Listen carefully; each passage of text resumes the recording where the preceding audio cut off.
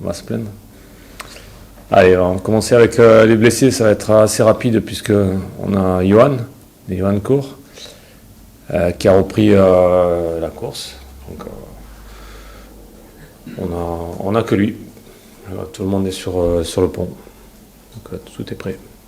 Peut-être pas pour Strasbourg, Johan, mais pour Lille, est-ce qu'il peut y avoir... Strasbourg, Johan, non. Ouais. Lille, je sais pas. Je crois pas. Ouais. Non, il est juste prêt à recourir. Les matchs s'enchaînent, ils sont assez rapprochés, donc je pense pas. Vous en direz plus dans 2-3 jours. Est-ce que tu sens qu'il vous manque dans le jeu du projet depuis le début de saison, dans la Ligue 1 aussi, entre le milieu et l'attaque? C'est quelque chose qui doit être compensé par autre chose? Oui, certainement. C'est un garçon qui nous amène autant sur le plan défensif par son replacement et son agressivité que sur le plan offensif, sur une certaine lucidité proche des 18 mètres. Ouais. C'est sûr que c'est un garçon qui est dans l'effectif à trouver sa place. Après, voilà, on doit aussi arriver à pallier aux absences. Hein. Ça, c'est sûr. Est-ce qu'il y a une prise de conscience des joueurs depuis vendredi soir? Est-ce qu'il y a eu un retour fait sur les vidéos ou autre chose Sur le match de Marseille? Oui. On a fait un retour et on a travaillé dessus, comme on le fait sur tous les matchs. Parce qu'il y a toujours un apprentissage sur ces matchs-là, notamment. Déjà pour évaluer, mais ça c'est fait durant le match, le niveau adverse. Le niveau que nous on demande aussi, il faut que notre niveau s'élève, c'est obligatoire. Il y a beaucoup d'apprentissage sur ces matchs-là. À tous les niveaux, hein, niveau tactique, au niveau engagement, c'est un niveau très intéressant pour nos joueurs, pour pouvoir s'évaluer eux. Après, bien sûr, l'aide de la vidéo. La vidéo aide à mieux voir, travailler sur le plan tactique. Mais on a pas mal discuté là-dessus, ouais. Pas mal discuté. Après, c'est vrai qu'après, il faut vite passer sur les autres matchs, enfin l'autre match de Strasbourg. Mais je pense que si on est assez malin, on arrive à se servir de ces défaites et de ces confrontations avec des grosses équipes. Ouais. Pardon. Oui, j'ai eu le temps pour rebondir un peu. Comme là, c'est un peu le même contexte qu'après Monaco et qu'avant Metz. Ouais. Ce tournoi-là, vous l'aviez bien négocié. Là, dans le contexte, ça rappelle un petit peu la préparation de ce match-là. Oui. Alors après, c'est vrai que chaque match est différent. On est dans une autre période. On est rentré dans une période où les équipes sont j'allais dire, entre guillemets, améliorées et stabilisées. Là, on rencontre une équipe de Strasbourg qui a eu un début de saison délicat avec la Coupe d'Europe, avec beaucoup de fatigue. Bon, on voit que maintenant, ils sont beaucoup plus frais et qu'ils ont d'autres résultats, donc d'autres prestations, effectivement. Donc là, on va rencontrer une équipe de Strasbourg quand même voilà, en pleine bourse. C'est peut-être pas le meilleur moment non plus de les prendre, mais enfin, voilà, c'est un peu comme Marseille. Marseille était très bien. On a vu que c'est quand même un rouleau compresseur, c'est compliqué. Mais là maintenant, sur Strasbourg, on est chez nous aussi. Il va falloir quand même montrer, se servir de ces défaites-là pour rebondir comme on l'a fait après Monaco. Ouais. Est-ce que tu dirais que pour la première fois de la saison, peut-être, il y a un petit peu de pression qui peut entourer ce match? Vous aviez pris les points, donc ça vous avait permis de bien travailler. Ouais. Là, c'est vrai qu'on attend une réaction après Marseille et puis peut-être engranger des points. Oui, de toute façon, les points, il faut les prendre, il faut les engranger. De toute façon, si on veut se maintenir, et on sait très bien que c'est les victoires qui nous feront avancer. Après, la pression, tu sais, je pense qu'on se la met sur chaque match. Voilà, donc qui est pression pour des points ou pas sur chaque match, il faut qu'on avance. Il faut que l'équipe progresse et puis nous. Voilà, on est parti de Marseille déçu, même si le match de Marseille, on a bien vu la différence qu'il y avait entre les deux équipes. Mais on s'est pris à y croire pendant 2-3 minutes, quoi. Voilà, on aurait bien ramené quand même un point de Marseille, même si ça aurait été un vol, entre guillemets. Mais ça fait aussi partie du championnat. On a besoin d'avoir ces points-là, quoi. Ouais, ça c'est clair. On a besoin d'engranger. Par rapport à Marseille, les 3 piliers finalement qu'il va falloir améliorer, tu en parlais, c'est l'élément où vous Oui. devez hausser. Ouais, ça c'est sûr. Tu disais engagement, c'est les 3 un petit peu. Oui. Oui.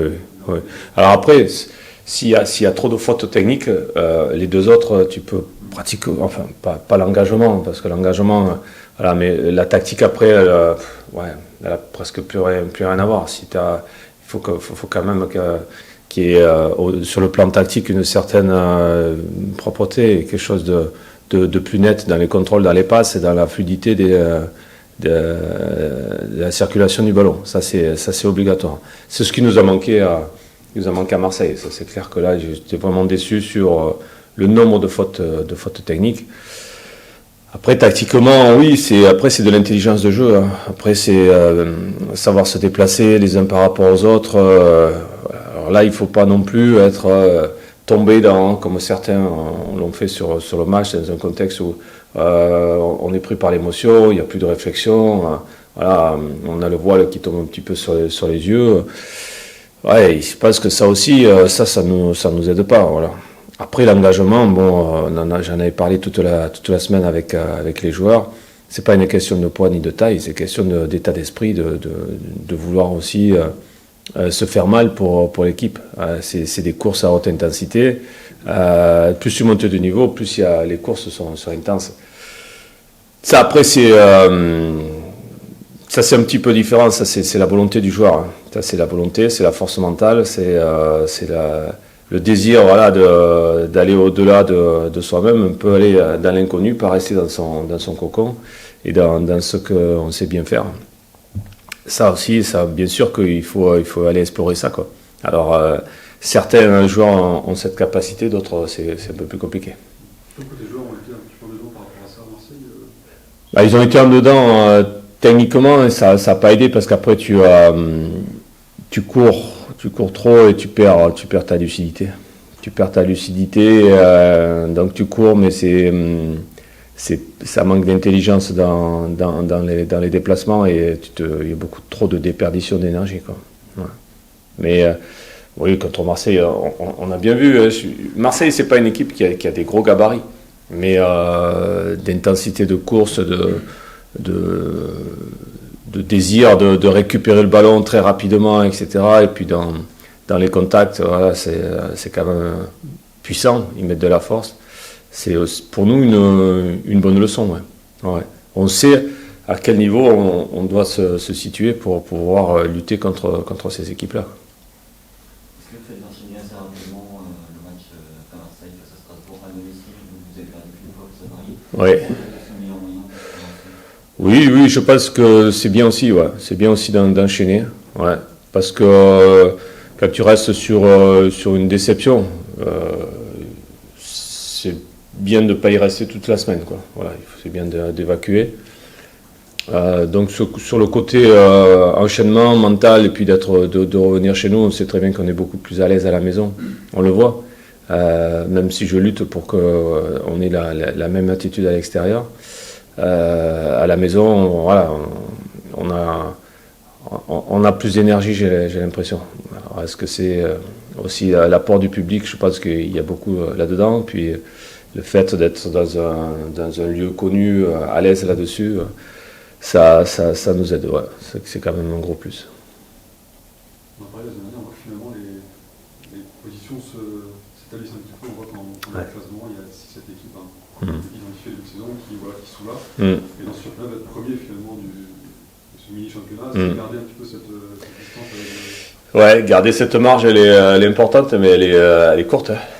Elle est courte, elle peut être vite comblée par les autres équipes, mais c'est vrai que tu t'aperçois que pour les équipes du bas de tableau, gagner devient de plus en plus difficile aussi, contre les grosses écuries ou même celles qui sont en dessous, quoi. Il y a une sorte de hiérarchie qui commence à se mettre en place, qui a plus tardé que j'ai l'impression que les saisons dernières.